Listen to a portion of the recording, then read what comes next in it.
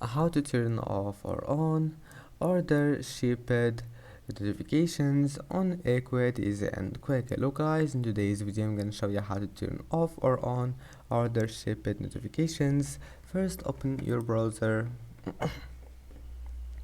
and then once you're here click settings, and now scroll down until you find notifications. Here click on it,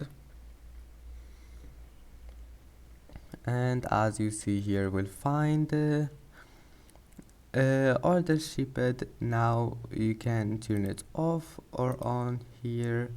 You don't have to click save, just go back, it will be saved, and that's it. And I hope that can help you, and that's it for today's video. If you like this video, don't forget to like and don't forget to subscribe, and thank you for watching this video until the end, and see you in the next video.